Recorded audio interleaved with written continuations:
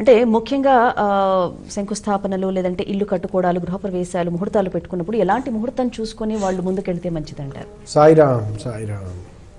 అమ్మ, నూతన గృహం కట్టుకునే ముందు ముహూర్త బలం చాలా గొప్పదమ్మ. ముహూర్త బలము ఎందుకంటే కొన్ని మంచి ముహూర్తాలు ఇప్పుడు మంచి మాసము ఇక్కడ ఎప్పుడు కూడా వారం అనేది చాలా ముఖ్యము, తిథి కూడా ముఖ్యము, నక్షత్రము కూడా చాలా బలంగా ఉండాలమ్మ. నక్షత్ర బలము, వార బలము, తిథి, మాసము ఇవి చూసుకుంటూ లగ్నం అండి ఎప్పుడు కూడా చరలగ్నంలో శంకుస్థాపన చేయాలి. ఎట్టి పరిస్థితుల్లో కూడా స్థిర లగ్నంలో శంకుస్థాపన చేయకండి దయచేసి. ఎందుకంటే స్థిర లగ్నంలో శంకుస్థాపన చేసిన ఇండ్లు అక్కడికే ఆగిపోతాయండి. ఏది ఒక దశ, కొంతమందికి పింత్ భీమ్ లేవాలి, కొంతమందికి ముహూర్తం లేవాలి ఉన్నాయి, కొంతమంది స్లాబ్ వేస్తారు కానీ బిల్డింగ్ పూర్తి కాదు. అంటే చాలా ఆలస్యంగా పనులు నడవడం, డబ్బు ఉంటే మన దగ్గర ధనం ఉన్నా కూడా కార్మికులు రాకపోవడం, కార్మికులు వచ్చిన రోజు మనం ధనం వాళ్ళకి టైంకి ఇవ్వలేకపోయినాం, అక్కడ ధనం ఉండి కూడా వేరే పరాయి పాలవుతుంటుంది, ఏదో ఆపదలు వస్తే ఇచ్చేస్తూ ఉంటారు. ఇలాంటి బిల్డింగ్లు ఎన్నో చూశాను. నేను వెంటనే వీళ్ళకు ఫలానా దోషం అని నేను నిర్ధారణ చేసేస్తాను. ఎందుకు అంటే ఇప్పుడు స్థిర లగ్నము, స్వభావ లగ్నము అనేది మనకు దాంతోపాటు చరలగ్నం అనేది ఉంటుందమ్మా.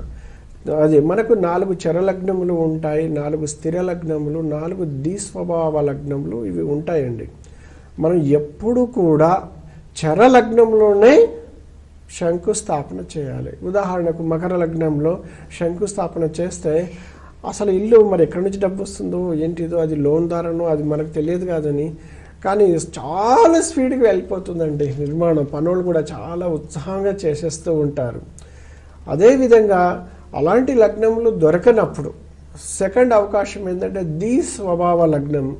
ఇదేమవుతుంది అంటే కొంచెం నిదానంగా అయినా పూర్తి చేస్తుంది. స్థిర లగ్నం ఇంకా బాగా ఆలస్యం చేస్తూ ఉంటుంది.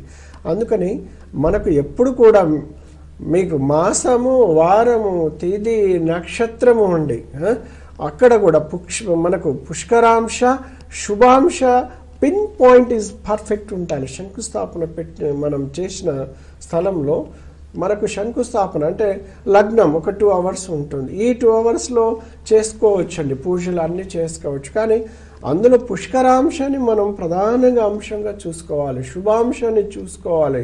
కొన్ని ఇలా ముహూర్తాలు ఇవన్నీ లేనప్పుడు వర్గంత అంశాన్ని కూడా మనం చేసుకోవచ్చు అన్నమాట. అయితే అక్కడ వాస్తు ప్రకారం చూస్తే స్థలం శుద్ధి చేసి ఉండాలి, శుద్ధి చేస్తూ ఉండాలి. శాస్త్ర ప్రకారం వాస్తుశాస్త్రం ఒక సముద్రం లాంటిదండి.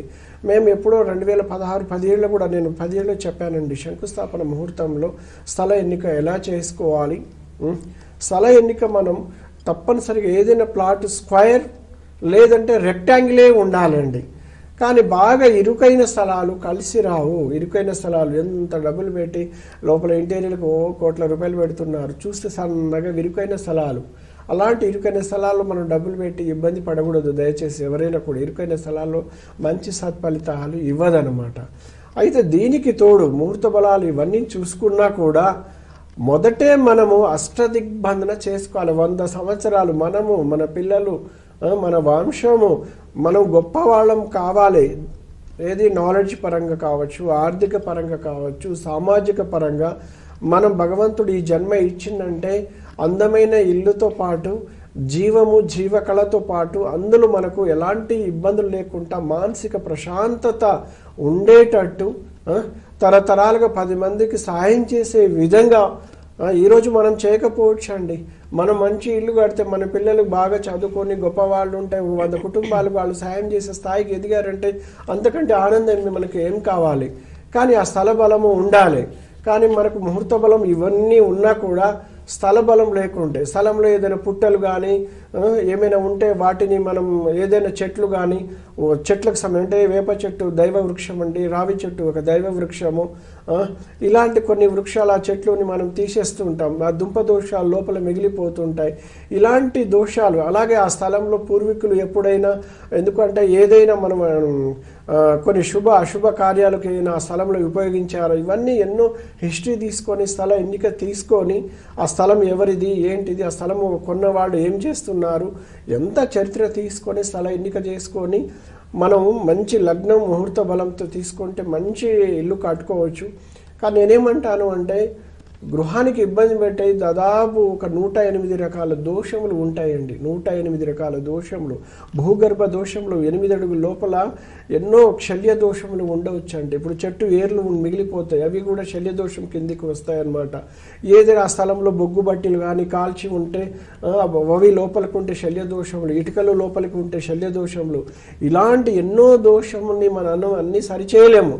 అందుకని నేనేమంటాను, స్థలం శంకుస్థాపన చేసుకునేటప్పుడే మొదటి స్థాయిలో అష్టదిగ్బంధన చేసుకుంటే మనకేమవుతుంది, అష్టదిగ్బంధన వలన ఆ స్థలంలో అష్టదిక్పాలకుల ఆశీస్సులు పొందుతామండి. నవగ్రహాల యొక్క ఆశీస్సులు మనం పొందుతాము.